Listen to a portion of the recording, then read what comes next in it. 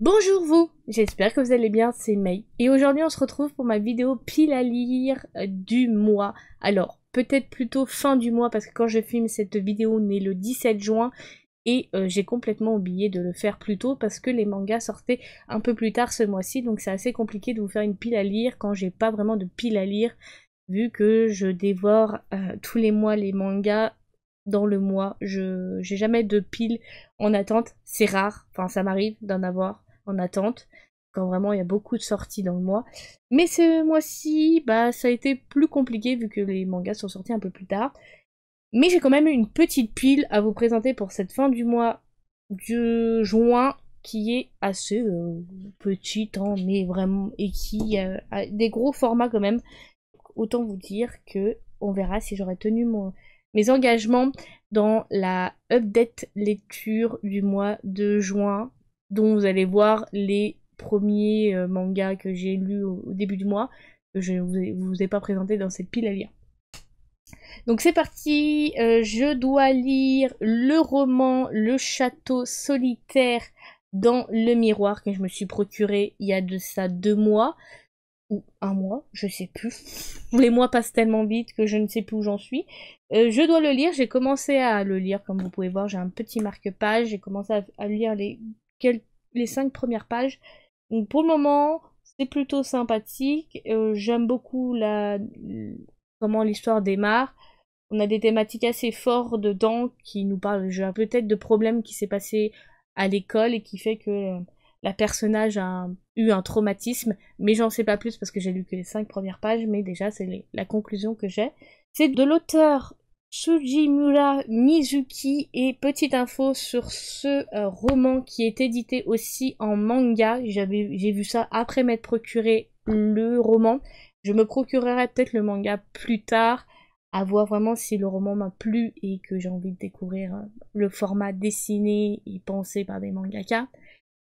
Il y a aussi une autre info par rapport à ce roman, c'est que on va avoir le film qui sera diffusé en septembre dans nos cinémas, parce que au Japon, le film est sorti déjà l'année dernière. Donc voilà, petite info en plus. Édité par Milan. Donc je dois lire ce roman qui est au prix de 17,90 €. Donc c'est un petit budget, mais personnellement, vu l'épaisseur, je trouve que, et le nombre de pages, je trouve que le prix est raisonnable parce qu'il y a plus de 460 pages. Je dois lire ensuite le 15e tome de l'édition parfaite de Full Metal Alchemist. J'adore énormément ce manga, c'est mon petit coup de cœur. J'avais découvert le manga en anime en premier lieu. Et je me suis dit que ça serait plutôt sympathique que je me procure le manga. Et il y avait l'édition parfaite qui sortait à ce moment-là. Et je me suis dit, allez, je passe le cap et je me procure l'édition parfaite. Et je suis pas déçue de cette édition parfaite qui est juste magnifique. Je suis fan de l'aventure de Edouard et de Alphonse. On a 2 frères très touchants avec une histoire très poignante, très poignante, et beaucoup de rebondissements dans ce manga. On a vraiment de l'aventure à souhait. Autant dire que je suis pressée de lire ce 15e tome.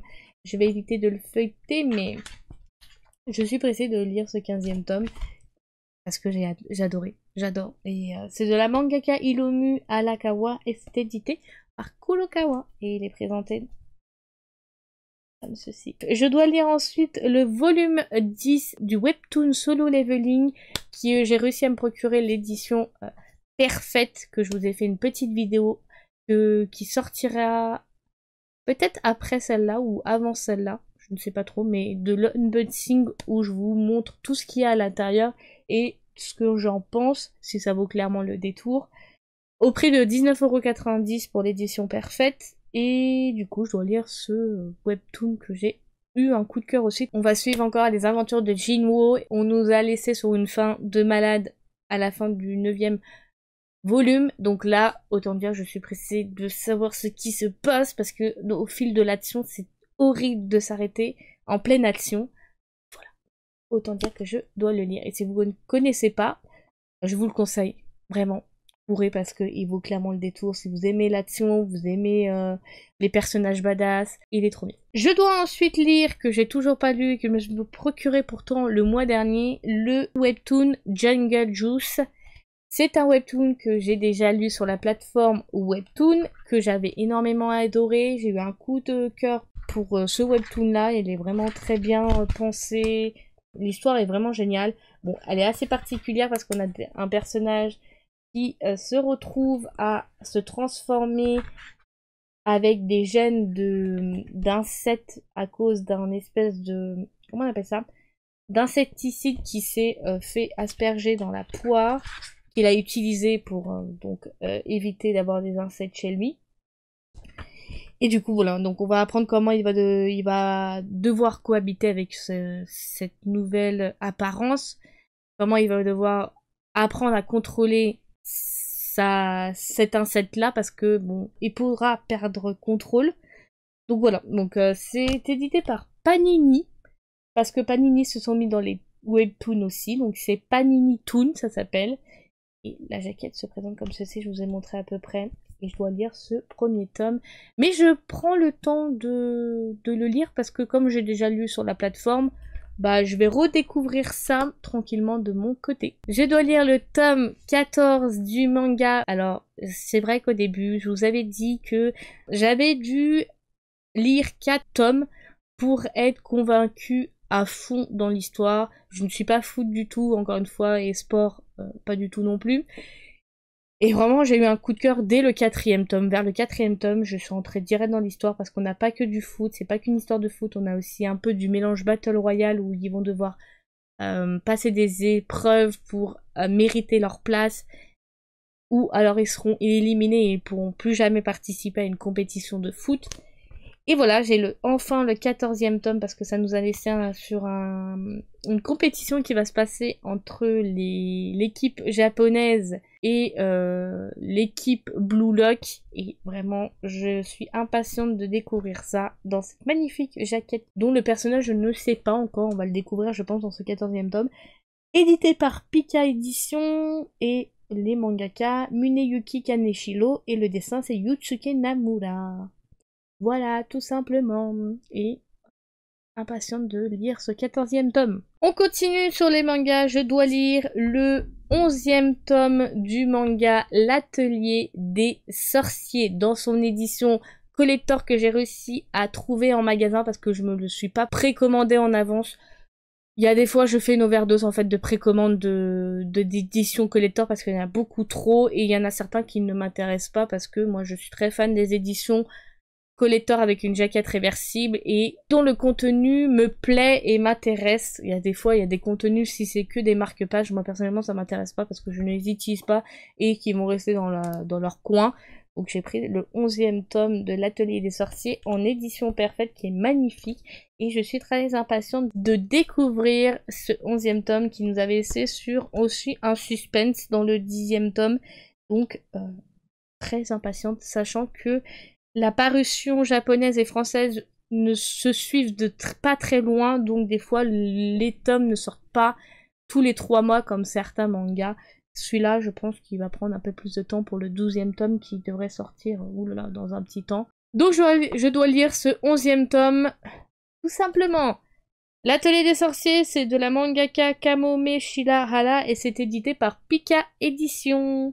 Et bien sûr, je vous ai fait aussi une vidéo pour vous présenter l'édition collector de ce 11e tome qui devrait arriver la semaine prochaine. Voilà, je fais les petites infos vidéo en même temps, comme ça au moins on est tranquille, mais je vous mettrai quand même le planning des vidéos de la semaine qui sortiront. Et le dernier tome que je dois lire, c'est le 2e tome du manga Firen, si je prononce bien, parce que j'avoue que j'ai écouté comment ça se prononçait, parce que moi et ma prononciation, on n'est pas très forte, hein.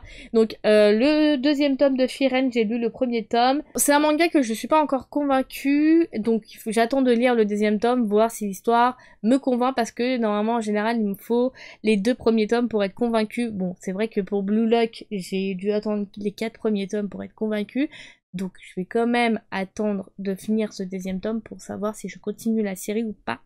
Tout simplement. Donc Firen c'est du mangaka, donc les scénarios c'est Kane Ito Yamada et le dessin c'est Tsukasa Abe.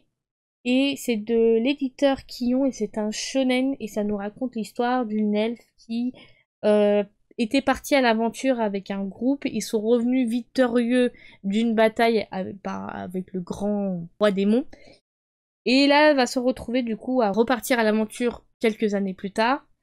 Et elle va avoir une apprentie avec elle, voilà, tout simplement. Et là, dans ce deuxième tome, on y suit donc son aventure, ses péripéties, tout ça. Et à voir si je suis convaincue ou pas. Du coup, voilà, c'était ma petite vidéo de ma petite pile à lire de fin du mois de juin. Je vais réussir à parler. J'avoue qu'en ce moment, j'ai du mal à m'exprimer. Du coup, on se retrouve pour ma pile à lire du mois de juillet. J'espère vous la faire un peu plus tôt dans le mois avec les mangas normalement qui devraient sortir un peu plus tôt. Après, il me reste encore des romans et des petits livres à lire et à vous présenter dans la pile à lire du mois de juillet que je laisse pour le mois de juillet. Merci d'avoir regardé cette vidéo. On se retrouve pour une prochaine vidéo. Prenez soin de vous et je vous dis à bientôt. Bye!